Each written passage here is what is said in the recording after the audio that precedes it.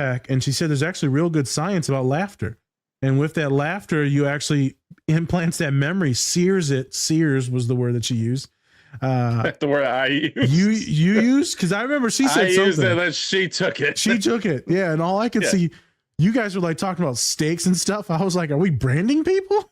Yeah, gotta sear it into your brain. I was like, I don't feel like this branding is saying that shit. Like, yeah, still have a lot, Sarah. Yeah. So, thank you for saying that. I thought you reached out to us. I just wanted to ask because I know I reach out. I go on these little neurodivergent, like autistic, like spurts where I will. Well, not even just that. Just talking. When I'm gathering guests, I'll send out maybe like 100 emails. And then that's it. Like I'm done probably for like 6 months. And I wasn't sure if you were in there, and you weren't. You found us. I'm not gonna lie, bro. It's hard. Someone else reached out to me too. I think you have like a publicist now that reaches out to people. I want to make sure I didn't get spammed. Yeah, no. Yeah. That was real. Part of my good. Part of my whole like neurodivergent journey this year has been like, hey, Matt, maybe don't carry the weight of the world on your back like you're, freaking Atlas. Like hire a virtual assistant. And then I'm working with a company, Earfluence, who they're like, we're gonna book you on podcasts. We will be your podcast agent. Yep. Right. And of course, because I'm ADHD and I can't help myself sometimes, I'm like still reaching out to people and I'm like, I'll do it myself. I just don't have to do as much of it. Okay. And I'm trying to find an agent to book the speaking gigs for me too, because it's just too much. It's too much, right? And I tell my clients all the time, success in life is about working smart, not working hard. Yep. Right. If you're an ADHD or if you're autistic, if you're dyslexic, I know you know how to work hard because you've had to work your ass off to get to this point. Correct. Right. What can we help you do to work smart? Because that's what you unlock, whatever that next level is. And obviously it looks different for everybody, but like for me, the less time I'm spending finding podcasts and emailing them and doing all that shit, the more time I spend to be on the podcast, which is what I really enjoy. Yep. Right. That's why I wanted to ask that as we transition into the scenes, because I knew that's what it was. There's too much to do. So you got to have a team now. It's all about having a team and being able to pivot, take less off of your plate. Right. Or to like what we've done for the podcast is we've tried to streamline everything. Everything we do is so fucking streamlined now. It's just as soon as this is done, I put it through like 3 or 4 things and I'm good. It used to take me hours to edit, to make things. Thank God for ChatGPT. Without ChatGPT, I'd be dead in the water. With dyslexia and all that, like it's impossible for me to fucking write anything. It is. Mm-hmm. So I thought that was it. I just wanted to put some attention to that. Before we get into the scenes, before we do that, you also have a book that's coming out in August called the Neurodiversity Playbook. Could you tell us a little bit about that and where people can pre-order or buy it? Yeah. So, I mean, if I could talk to that 15-year-old version of myself who's like, ditching basketball for musical theater, that kid never would have believed you could write a book. Yeah. Right. He had a book in here, but there was no way you could have sat still long enough. And I mean, really, I turned 40 in October last year. And for really the first time in my life, I feel like my prefrontal cortex can like carry its weight a little bit. Like I'm bringing its ass along, like your drunk friend leaving the bar. It's like, I don't know. It's like, you're going to go, bro. It's last call. We've been run. No, I want to stay. We're playing shots. That's not even a game. It's fine. Right. But like, so here I am, like doing my writing. I got it done. I called my editor. I was like, here's my idea for a book. And I want to have it out this fall because I'm doing all these state conferences. She's like, cool. I know you have ADHD. You lead with that. Here's the deadline. You need to have the book to me if you're going to do it. And I was like, awesome. Give me an insane deadline because otherwise I will kick the book to what I like to call the magical land of later. And in the magical land of later is where I'm going to go to the gym and shave my beard and make up with my, super racist uncle and all that other stuff that I'm never going to do. Right. And it's just like, okay, you know what? But I found a way to do it. And the book is it's my 10 most popular talks and therapy concepts distilled into this whole idea that, 80% of people are neurotypical. They have built the world, they built the code. And there's a lot of like spoken and unspoken rules that benefit neurotypical people. Not that they're out to get us, it's not like that, but they just built the world that works for them. How do we become aware of this code and how do we crack it as neurodivergent people so we can play their game and still win at the end? And so it comes to this idea that it's not about selling yourself out, it's about code switching, right? If I have to talk to the bank, like I'm gonna be neurotypical as fuck. Like, yes, thank you. I would like to make a deposit.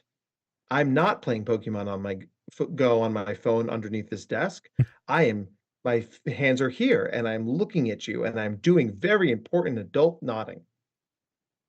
This is a very good nodding, right? It's very good. Yeah. Yes, right. I'll give you a loan. Yeah. Yeah. Yes. How about? I mean, you're a white man, so I'll just give it to you anyways. Yeah. Oh yeah. I mean, I was born on third base. I'm not going to pretend I hit a triple. Right? That's good. Yeah. That's a good one. You're not fucking Barry Bonds out here. I'm just gonna walk this guy. Fuck it. Yeah, just go home. Just walk all the way around. Just go home. It's fine. Yeah, no. Yeah.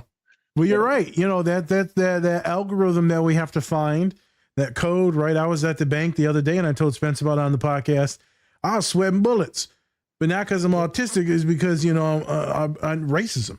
And I'm sitting there like, man, I'm doing something illegal. I'm like, she gonna get me? She gonna know, right? And she's like, well, we got to do all these checks just in case you're doing tax evasion. I'm like, well, shit. I thought that's why I'm doing this. Suppose I am. Yeah. I mean, it always makes me think of this scene in Office Space where trying to figure out how to launder money, and they ask the guy, he's like, "You're not going to tell the police about this, right?" And he goes, "It depends." Right? Like, how much money you got? Yeah, right. I'm telling you, I got a banker now. I forgot her name, but I feel real white right now. This is the whitest I've ever felt in my life. He's like, white man. USA. Like a venti chai, right? I mean, I would like, whoa, I'm not going there. No. You just found the third rail. It's like, oh, there it is. I'm not crossing that line. And with that third rail, let's get into the scenes. There you go. Right. That's how we do it. That's how we do it on this show. Where's my guns? All right. Oh, Jesus. All right. Well, you're in the wrong place, boy. Nope. Okay. Nope. Okay. All right. So the first scene, right, that we're doing has to do with Schmidt. And he's going through his OCD, right? So Jess is new to the apartment, and then she's like, you know what? I'm going to put my stuff in there. I'm going to bring my stuff in because I pay rent too. And Schmidt did not like that at all because it was a dirty hutch she brought in. And then she's also using like all of his like very expensive things to do very non-expensive things to them. So and then later in the episode he goes and he is a beach bum and he eats hot dogs from a homeless man in a cart. So he went a little too far. He was over here, then he went way over there. Yep. Overcorrected. Yeah. And then he at the end, I also love the scene where they do a flashback and both Winston and who else was it? Oh my gosh, was it? I can't remember right now. And Jake, his real name's Jake, but whatever. They're both like playing like baseball, but with a head of lettuce, and then it hits Schmidt, and then he's fat, and he just goes and throws up. Oh my God! So good, so good. But before we actually get into I know, Fat Schmidt, we built this Schmitty on Tootsie Rolls. All right. Anyways, before we get into it, I would love to know, Matt, are there like a couple characters that you really identify with in New Girl? Oh man, I think I have nothing in common with Cece. I am the whitest man on the planet, and I am not a model, and I'm not gorgeous, but I very much love you, Cece. But I mean, like the 4 parts of me are the 4 characters that we're talking about, right? Like, you know, like the creative, somewhat depressive, like may drink too much Nick Miller, right? The right, what? Huh? Dr. Nez? The human puppy that is Jessica Day, right? ADHD and attentive type, in my humble opinion.